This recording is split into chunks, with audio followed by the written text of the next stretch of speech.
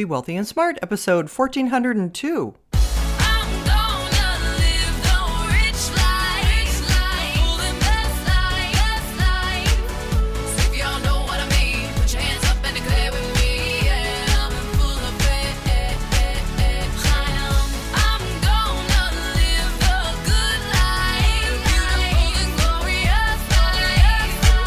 Step into a world of wealth and financial freedom without budgets, boredom, or bosses on Be Wealthy and Smart.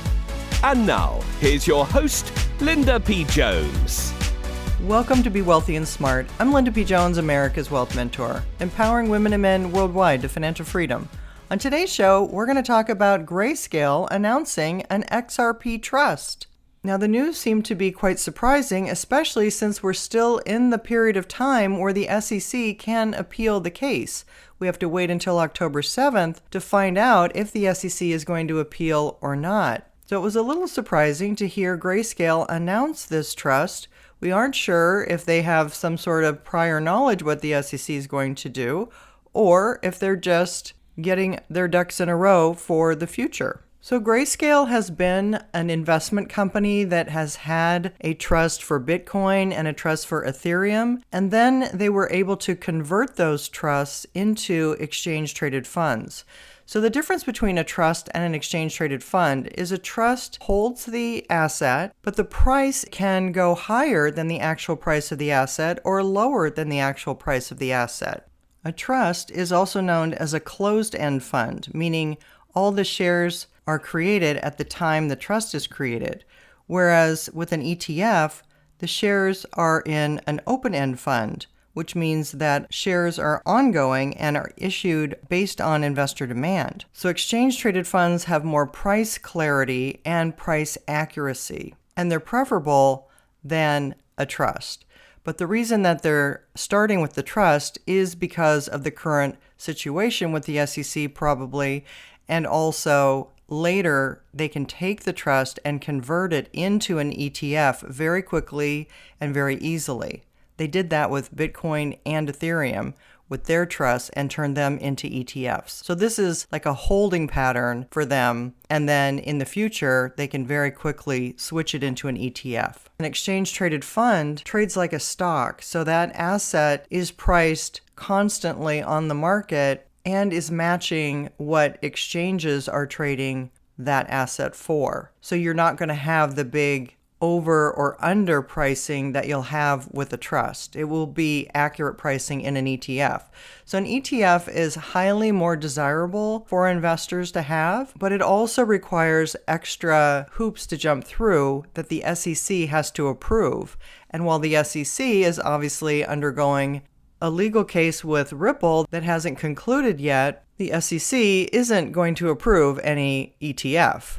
But Grayscale can start a trust and convert it later when the SEC may approve it. The only problem is the trust is for institutional money and for accredited investors only. That means you have to have $1 million of assets outside of your home, or a $200,000 income or $300,000 joint income for 2 years, or be a registered representative for securities.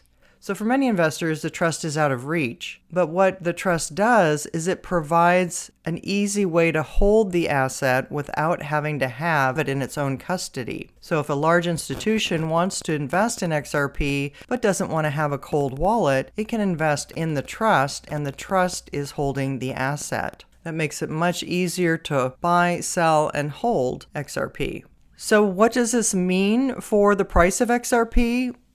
Well, it's hard to predict, but I don't think there's anything bad about it. I think it's good news because it's going to attract additional money into XRP investments, and it's making it easier for large amounts of money to come into XRP. And what's bad about that?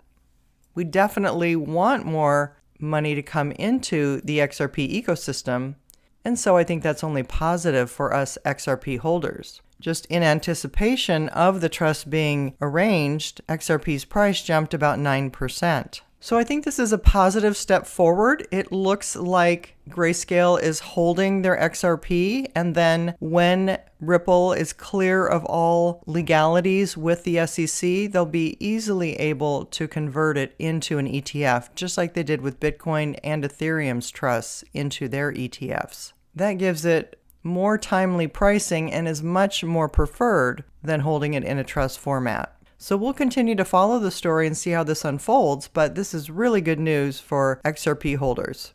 If you haven't yet subscribed to Be Wealthy and Smart, hit the subscribe button and you'll be notified as soon as new podcasts are available. And all of my podcasts are on my website at lindapjones.com/podcasts. And while you're there, sign up for my weekly newsletter for more wealth tips for your financial freedom. That's all for today. Until next time, live the good life and be wealthy and smart.